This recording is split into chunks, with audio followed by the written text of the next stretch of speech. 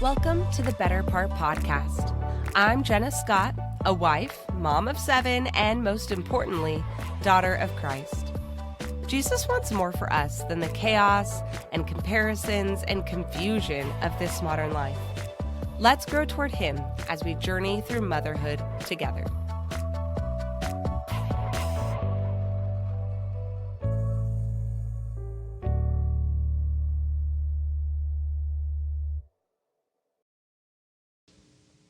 Hello and welcome. We are starting a brand new thing this week. We have a book study starting of Searching for and Maintaining Peace by Father Jacques Philippe, and I'm so glad you're here. And I actually have 2 other guests with me today. I'm so thrilled. I cannot tell you. I have 2 just amazing, lovely women that I have always admired and looked up to, and I've known for a long time. So I'll give you a little intro. All right. I have next to me Katie Novitsky, and she's a wife, a mom of 4, and she's actually leading a mom's retreat. She just led a mom's retreat that just ended like a week ago. And it was all about peace. And that's kind of how this book study all came to be. So that's Katie. And then across from me, Stefani Blackwell, mom of 5 with like a big range, right? Yeah. Like 15 down to 3. 3. Well, yeah, almost he's 3. So he's like almost Thomas's age. Or he's Thomas's age. February. Yeah. So you're kind of seeing it all. Yeah. You're seeing the teens to the I'm top. parenting a teen and a kid potty training. Wow. Yeah. Yeah. All of it. That's life. Yeah. Right there. So anyways, I've known these women for, 10 years and have always learned from their wisdom and just the way that they live their lives. And I've learned so much from you guys. So I'm just so honored to get to sit with you for these 6 weeks. So what we're doing here is we're doing a book study over this book. And if you haven't gotten this book, but you do want to participate in this study, it really is not too late. You could still get it. And if you're watching on this video, this is going to be posted, I don't know, YouTube, something like that, I don't know. But the video is going to be posted. You can see it is a tiny, tiny book. It's got like 100 pages in it. It's very small. It's very short, yet it is packed full of wisdom and goodness. And I'm already getting so much out of it. Like I was like 3 pages in and my life was changed. So it's really wonderful. So I highly recommend, but if you want to listen, but you don't get the book, that is also really fine. Because we're going to go through a lot of highlights.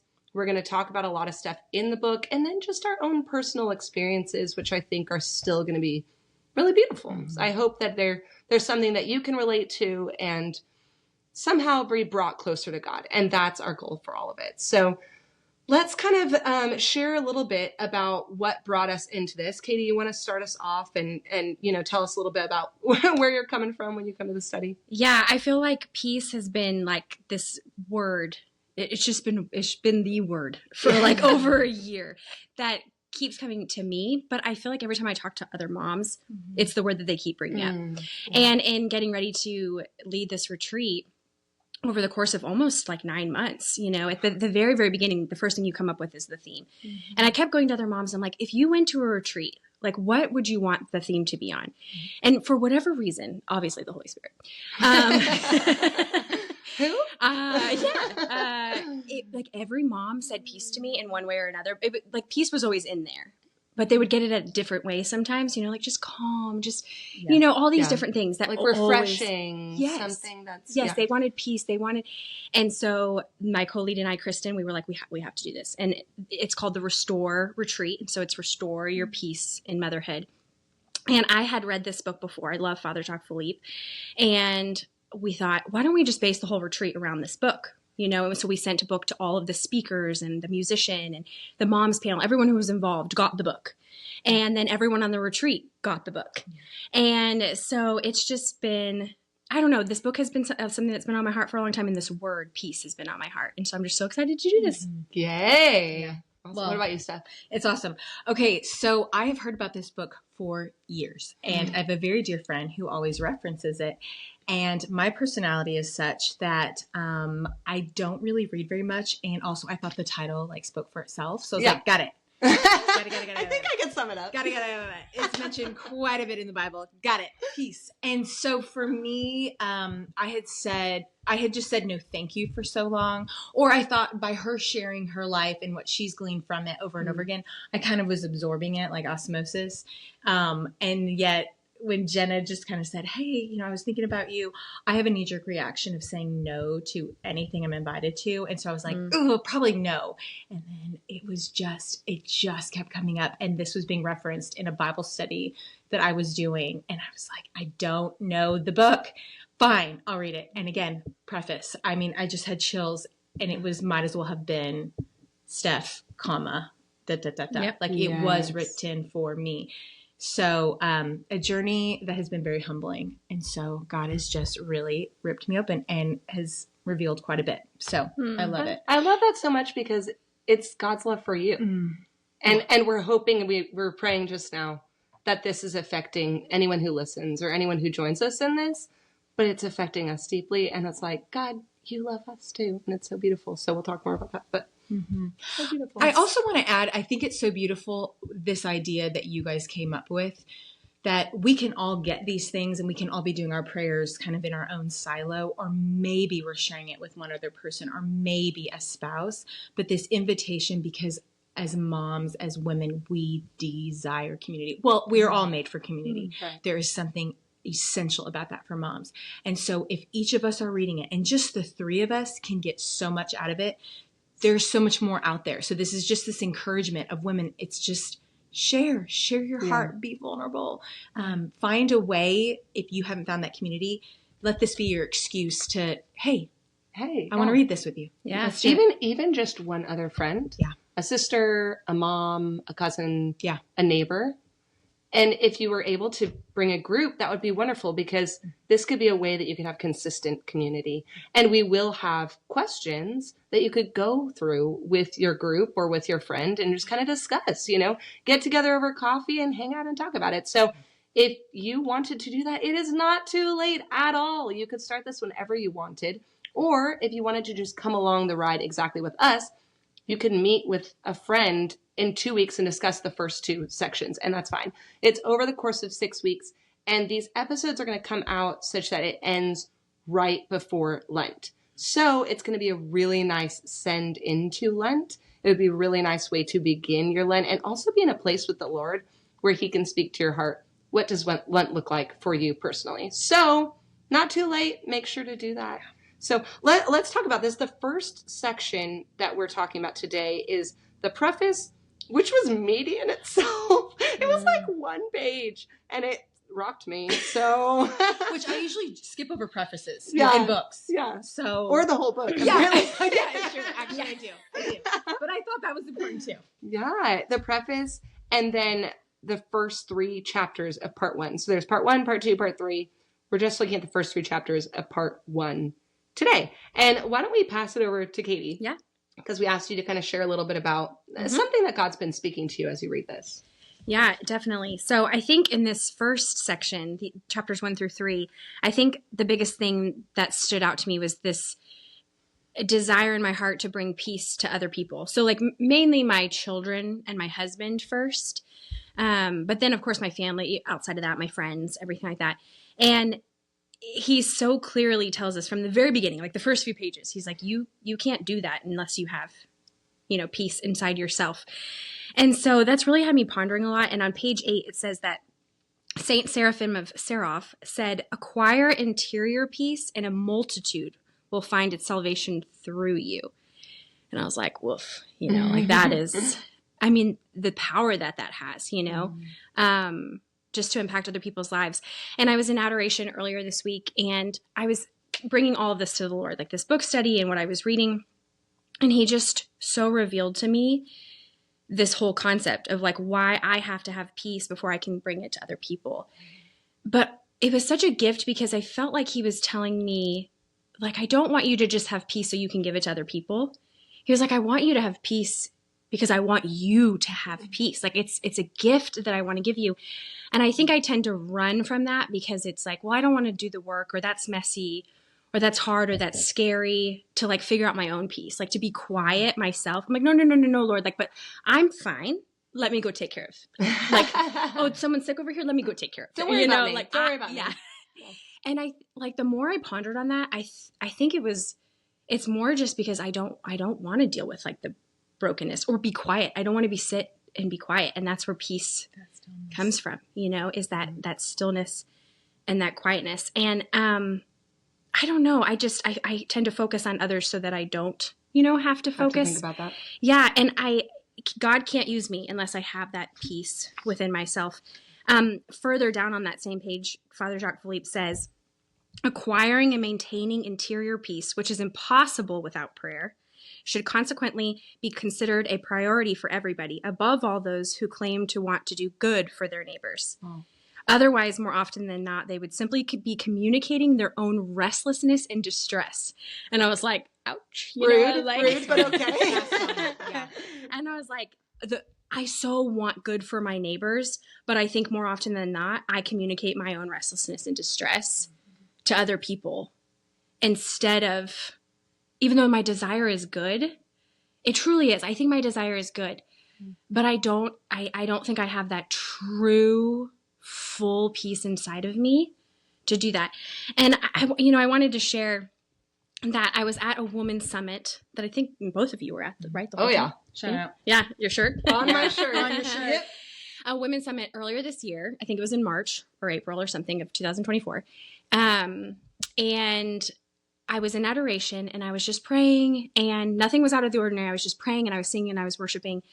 And so clearly, not in words, but just like a deep, deep feeling that was so clear. The Lord spoke to me and I just felt in my heart that he was saying, something hard is coming, but I won't leave you. I will be with you. You can trust me.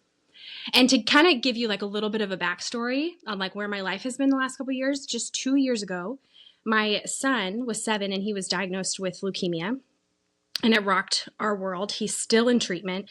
Hopefully he'll be ringing the bell not long after this podcast airs, maybe like a month and a half after it airs. And so it's been a long journey. It's like a 2.5-year journey and it rocked our world. And so when I heard this from the Lord, I thought, wait a second. No, you mean like I'm in hard and you won't leave me? I got that. Like, you've been with me, Lord. Thank you. And he's like, no. Like something else is coming and I just need you to trust me. And I knew it was from God because there was complete peace.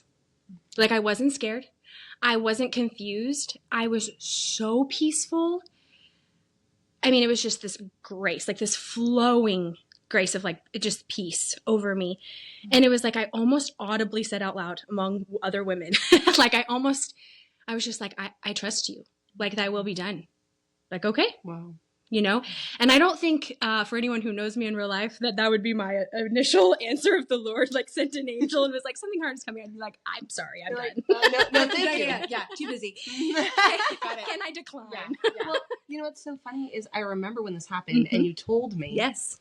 And so I was kind of checking in. Yeah. I would be like, hey, like, how you feeling about that word you got from God? And it's true. You were totally at peace. You're like, yeah, I'm really not worried about it. Yeah. God, I think my God's husband thought I take was care of crazy. me.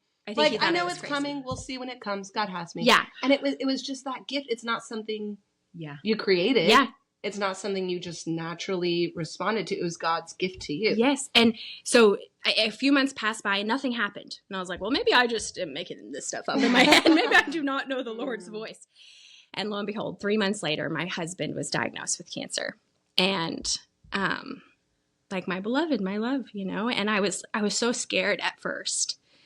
And I want to be clear that I was nervous. I was scared, but it was like when he was diagnosed, I was like, oh, this is it. Like, but we're fine. Cause God already told us like this was coming and he said we could trust him and like, he's here.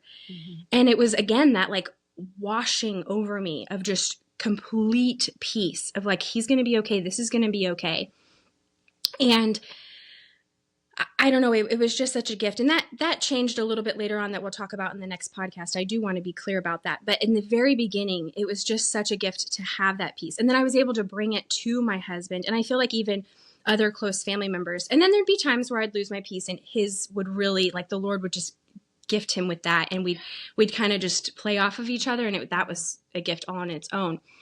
But I was like, was this a gift that God told me this a few months before. And I was thinking about this the last couple of days, and I know I've shared with y'all a little bit. I was like, but this is in his word. Like, this is all over the Bible. Yeah. So, like, I should have known this. Yeah. Like, we know, like, hard times are coming. Right. Like, he's told us, like, you're a Christian. Okay, hard times are coming. Yeah. Right. Also, you can always trust me. All over the Bible. Right. Also, he commands us to have peace. All over the Bible. Right. So I'm like, wait, was this a gift or was this like, hello, wake up? It was a personal. Yeah. It was a personal way. Yeah. Yes, you knew hard times can come as a Christian, but this was like, Katie, there's something that's going to happen. And it wasn't a small, normal inconvenience that came. It was a very, very big deal. And I remember when this happened.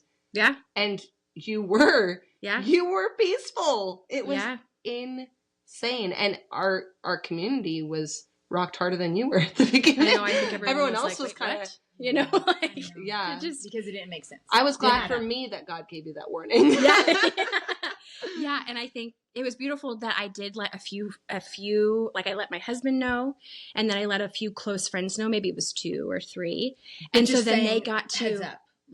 And then they got to be like, wow, the Lord is so good. Like, he's so faithful. Yeah. Like, he really told, wow. And he knows your tender heart. Yeah. He knows how your heart would be, and he wanted to take care of you. Yeah, I think he knew, since of everything that was going on with Joseph already, he was so tender with me, of like, I already know, and I don't know, it was just such a gift, and more hard would, come later, and, we'll kind of go into that in the next episode. But I think the biggest thing that I want to leave is that God can and he wants to give each of the women listening peace. Like, that he loves them so much. And even if he doesn't come to you in the way that he came to me, that he never did that before Joseph was diagnosed with leukemia. Okay. So I still had to answer that phone call and have that shock, and then go through a 1.5 years of suffering without him audibly telling me something. And I still believe that he wanted me to have peace. He loved me, and he wanted me to have peace. I think this was just something that can happen if we are in prayer and we're in adoration and we are praising God. I think these gifts can happen where he can give us this extra tender love. But I just want listeners to know that wherever you are in life right now, and whatever struggle you're going through, like, he wants to give you peace, and he can, and he will. Yeah. So I think those were my biggest takeaways from that first section. It's quite a takeaway, Katie. Yes.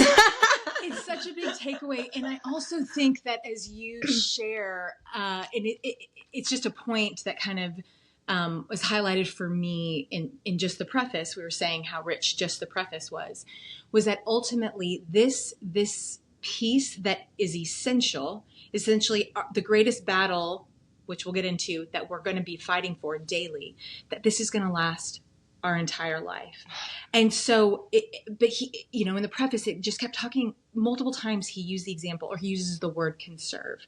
And so when we think of our life as a journey from here to the end and all that he wants to teach us, he also is teaching us how to conserve that. Like, every single thing, the timing of it, you 5 years ago, this would not have been the same response. Right. And so it's just like, and we're just using one anecdote, one story here. Yes. I know everyone has their story, but when we think about these little ways that the Lord invites us in to almost flex our peaceful muscle, or like gives us an opportunity to just like, he kind of pulls a little this way, and it's like, are you still there? That is just another opportunity, because we're just training. And we're just conserving, right? If life is a marathon, we train up for something, but you don't just go out and run the marathon. You actually are learning how to conserve, how to get in the cadence, how to hit, how to make your splits, blah, blah, blah.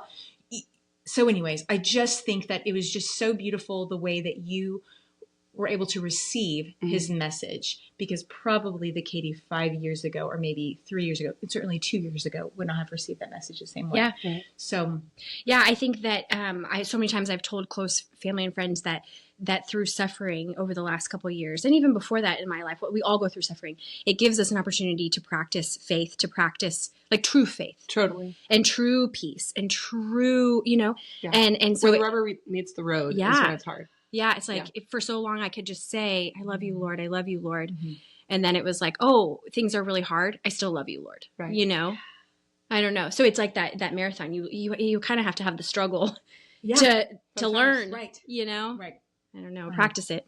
100%. 100%. Yeah. Steph, what do you think? Was Well, there yeah. So anything this in kind of, particular yes. Oh that my stood out gosh. for you? So I mean, many takeaways. probably 100 things. 100 things. These girls know. And you guys are going to get to experience, or as I introduce you guys to my personality, you're going to learn that I'm very, I'm a doer. I'm cleric. I just, just very intense, I guess is how my husband would say. And so this book, I think the reason why I had not read it after quite a few invitations, gentle invitations from friends, is just peace to me is like just too like calm. Like I don't know. I guess Is it too vague? Like I can't do peace. So here's my takeaway. My takeaway, what came to me over and over again was powerlessness. Like that really just kind of slammed up against me. And I think the reason why that spoke to my heart is because peace for me means like it's momentary events that are when, action and war and hard and suffering are not happening. And so it's almost like void of suffering is peace. Right. But yet this is flipping it around and saying, no, the point is always to be in that state, right? Mm-hmm. Talk about conserving, like learning your, kind of balancing the scale. So you're always living in this like, almost like tension between life's demands and your heart, and your heart being captivated by the Lord. Right. So, anyway, so powerlessness kind of was my big message. And we had done some of this conversation, prepping for this podcast. I wasn't sure what my theme was, and that was it. And it's because this idea that we have to start here. So Father Jacques Philippe, he actually starts it on right at the beginning. He's like, let me just let you know how this is going to go.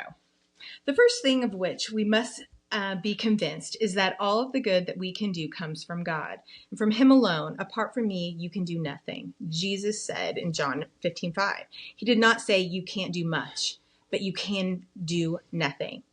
And so that's how I started this. And I am someone who white knuckles life.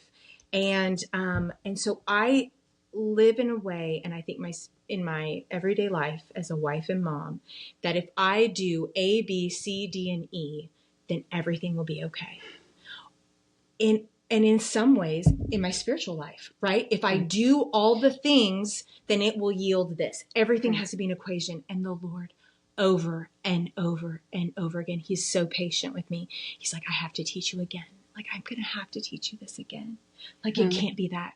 And so starting there with that being kind of my biggest takeaway is that we can do nothing. And why that rubs so much in me, and I don't know how many people can relate, is that I struggle with weakness. I struggle with humility. I struggle with embarrassment. I struggle with making mistakes, humiliation.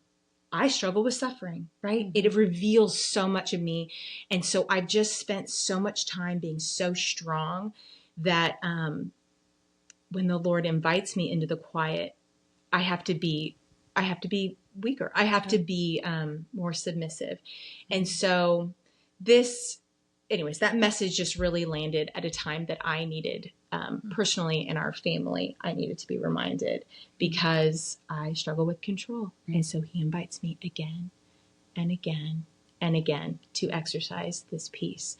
And I also think I've struggled with peace because of the meekness that I used to equate that with like a weakness that means like not doing anything, almost like laziness or I don't know. I'm just kind of like Martha to Mary, right? Yeah, like, amen. Why aren't you doing anything? Yeah, amen. Like, you're peaceful, but you're doing nothing. Right. Yeah, right. Yeah. So I think that's what it is. I think that it is this finding strength.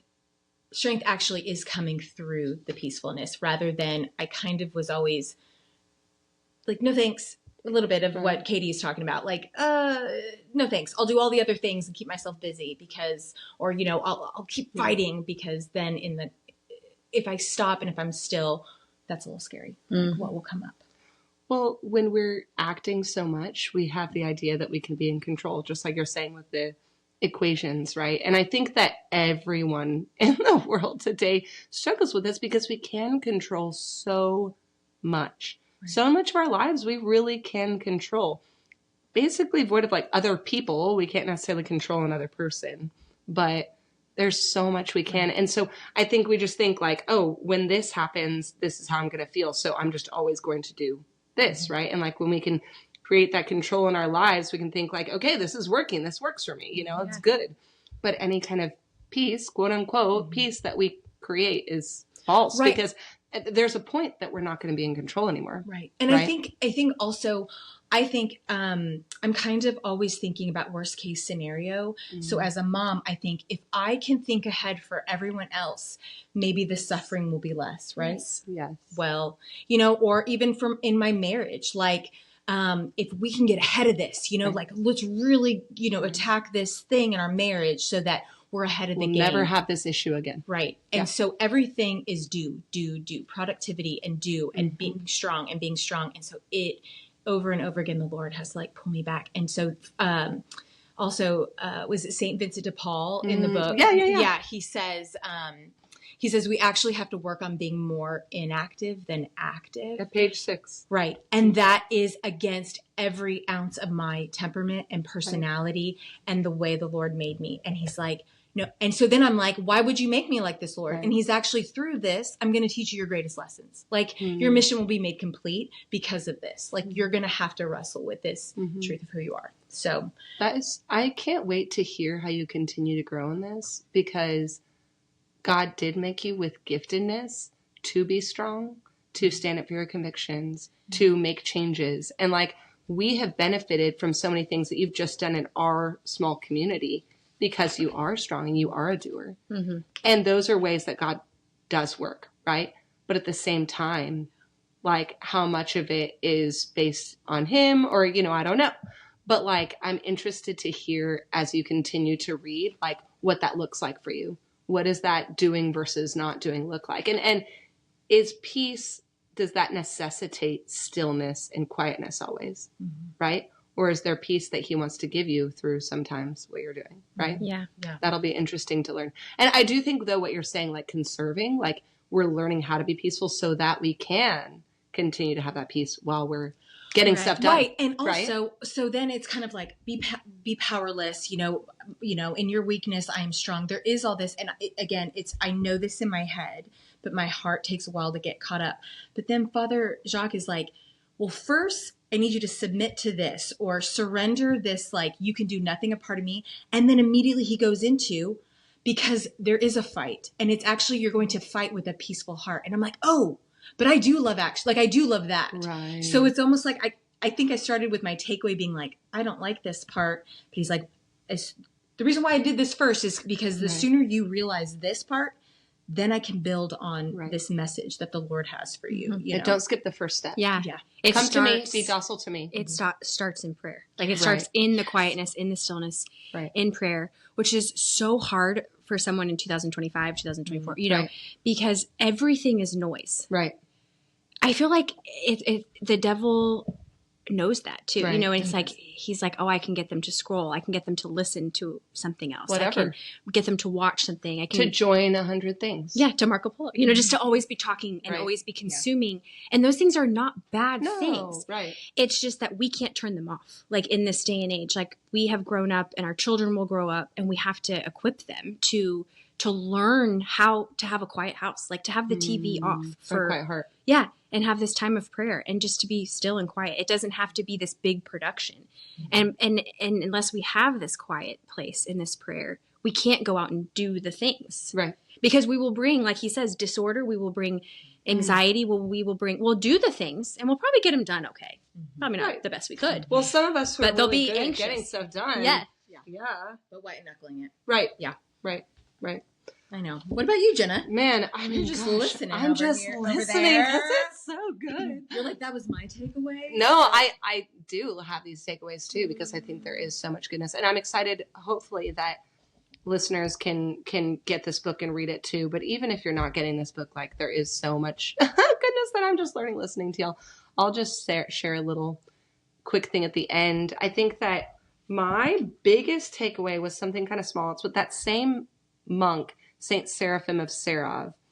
And it tells a little bit about his story. It says on page 8, 16 years a monk, 16 years a hermit, all by himself, then 16 years enclosed in a cell. He did not begin to bloom visibly until 48 years after having given his life to the Lord. So he had life. He gave his life to the Lord.